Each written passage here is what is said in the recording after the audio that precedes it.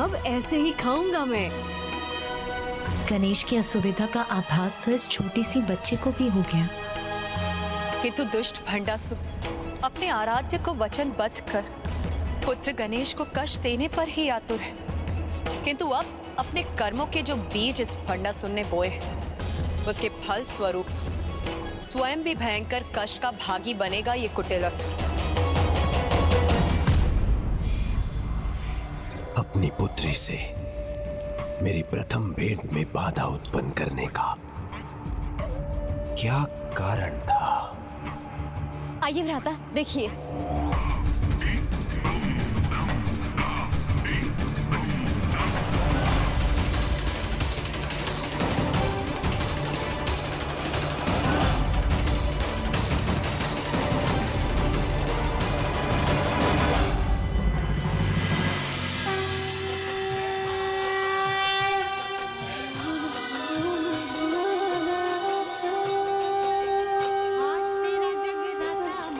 गणेश जी, इतना विशाल का क्या है और इतनी रात्रि में इनके भीतर से आने वाली ये स्वर कैसे है? बालिका रश्मि प्रभा, ये माताओं की माता श्री माता के श्री रथ है और वहाँ माता का जगराता हो रहा है। जगराता हो रहा है वहाँ, तो इसमें इतना विशेष क्या है? ये मात्र जगराता नहीं है भ्राता, विजय का उत्सव है ये, जिसे रोकना अति आवश्यक है। और ऐसे विजय के उत्सव में हुआ विस्फोट बहुत प्रभावशाली होता है ज्येष्ठ। मैं इनके इस विजय उत्सव को शोक में परिवर्तित करना चाहती हूँ। जगराते की इस रात्रि को इनके विनाश की रात्रि बनते देखना चाहती हूँ मैं। ये जगराता क्या होता है प्रभु? ऐसी रात्रि जिसमें उनके सभी भक्त माता की भक्ति में खोए रहते हैं और संपूर्ण रात्रि माता के नाम का स्मरण कर, उनका भजन कीर्तन कर अपने जीवन को नवीन उत्साह और आनंद से भर लेते हैं। क्योंकि जो भी जगराते में भाग लेता है उसमें एक अपूर्व शक्ति का संचार होता है। तब तो मैं भी माता के जगराते में भाग लेना चाहती हूँ। घोर तपस्या कर स्वयं को विस्फोटक में परिवर्तित करने का सामर्थ्य अर्जित किया है मैंने।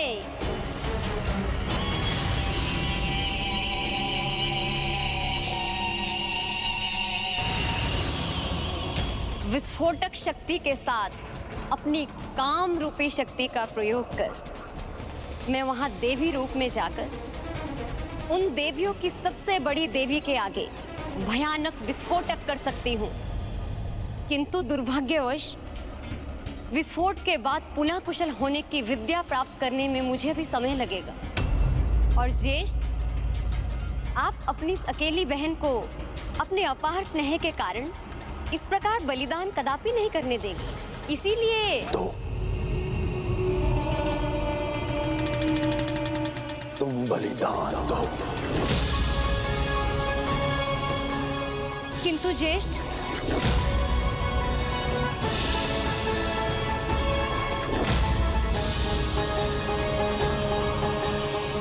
शब्द भी नहीं सुनना चाहता हूं मैं। इतना उत्तम उपाय सूझा है तुम्हें तो उसका प्रयोग करो। स्मरण रखना, तुम्हारा ज्येष्ठ तुम्हारे बलिदान को कभी व्यर्थ नहीं होने देगा।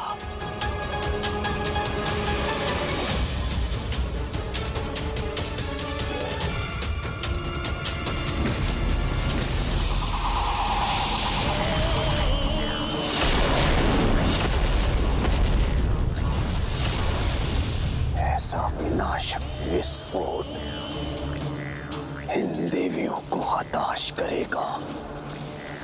यदि वहां कोई बचा भी रह गया तो मेरे 17 महासेनापतियों के साथ आक्रमण कर मेरी सेनाओं से भी नष्ट कर देगी।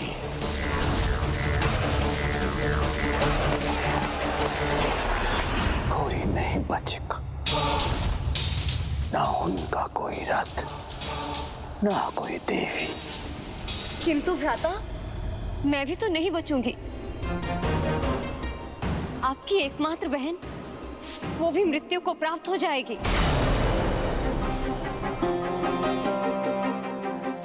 सत्य कहा तुमने बहन दुमिन। तुम्हारे इस उत्तम उपाय को सफल करने हेतु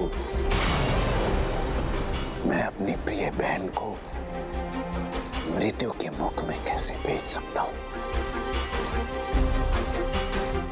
किंतु सत्य ये भी है कि अपने राज्य, अपने राजा और अपने ज्येष्ठ के प्रति इतना बलिदान तो चल जाए।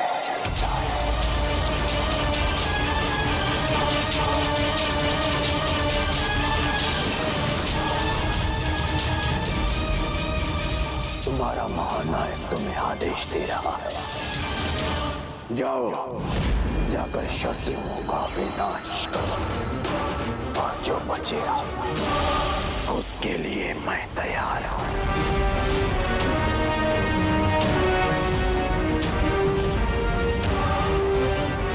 जाओ, मैंने कहा जाओ।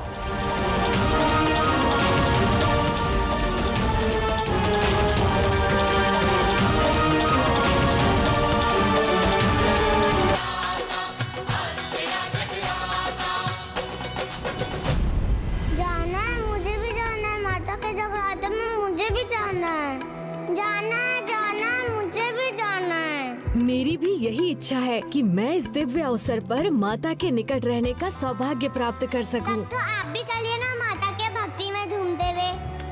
हम दोनों जाएंगे, वहाँ बहुत आनंद आएगा। ओ, समझ गई। पिताश्री को दिया हुआ वचन नहीं भंग कर सकते आप।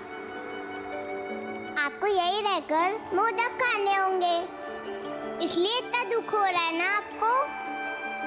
किंतु दुखी मत होइए, हम दोनों मिलकर कोई उपाय ढूंढ लेते हैं। आप यहाँ खाते खाते विचार कीजिए और मैं वहाँ बैठकर कुछ सोचती हूँ।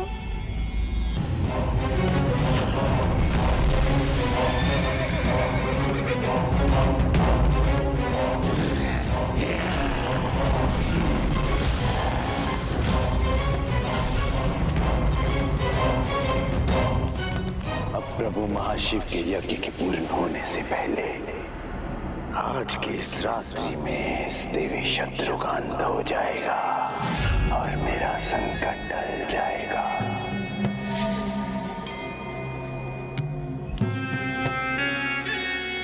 ज्येष्ठ, अब तो मुझे अवश्य रोकेंगे।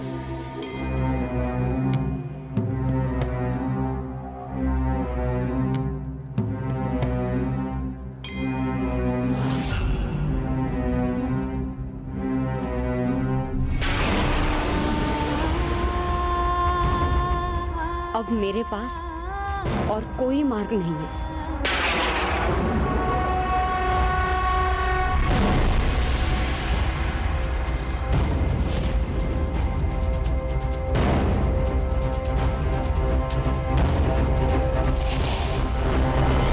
तो कुछ भी सूझ नहीं रहा और आपको दुखी छोड़कर मैं कैसे जाऊँ वहाँ। अब आप ही बताइए ना, हम क्या करें।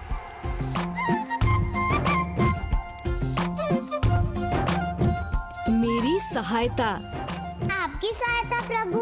नहीं नहीं, मैं इतने मोदक नहीं खाऊंगी, मेरा पेट फट जाएगा।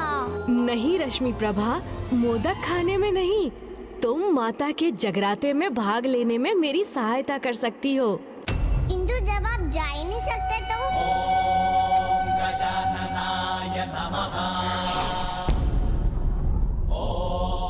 रश्मि प्रभा, मैं नहीं जा सकता, किंतु मेरी ओर से तुम ये पुष्प माता के चरणों में समर्पित कर सकती हो।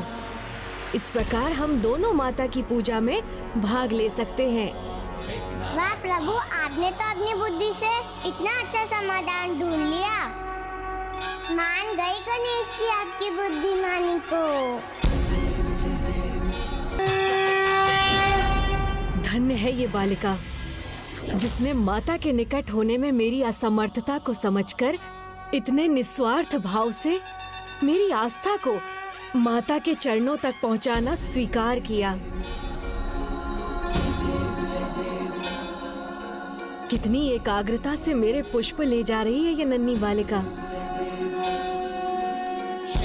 जो आयु में इतनी छोटी होकर भी माता की महिमा और भक्ति का अनुभव करने में समर्थ है। किंतु इसका वयस्क पिता नहीं। विशांग कुटिलाक्ष के साथ मेरे सभी 17 सेनापतियों, आज हम इस देवी के साथ इस युद्ध का भी अंत करेंगे। इसलिए सतर्क रहो।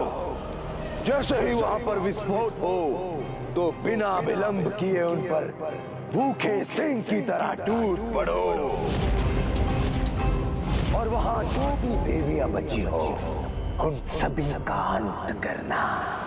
हम और हमारी सेना अंतिम आक्रमण के लिए तैयार है सुरमा नायक।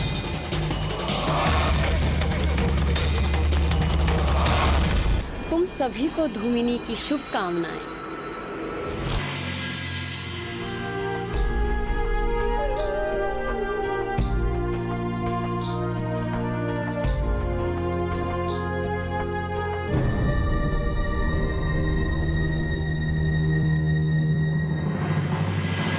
अगर मुझे तुम्हारे विषय में ज्ञात होता तो मैं तुम्हें कभी दूर नहीं रहने देता पुत्री, किंतु अब तुम आ गई हो तो अब अपार सुख का अनुभव हो रहा है मुझे। तुम्हारी ये मीठी बातें अत्यंत सुखदायी है। आप भी तो कितना शक्तिशाली है। मेरे पिताजी जो है, किंतु कोई दिखाई नहीं दे रहा है यहाँ। माता ने तो कहा था यहाँ पर काका है, ब्राटा है, तो कहाँ है वो सब? चलिए ना पिताजी, चलिए ना। आप क्या सोच रहे हैं? चलिए। कितना सुंदर और सरल स्पर्श है इसका, जिसने मेरी सारी निराशा को एक ही क्षण में मिटा दिया। पिताश्री चलिए ना।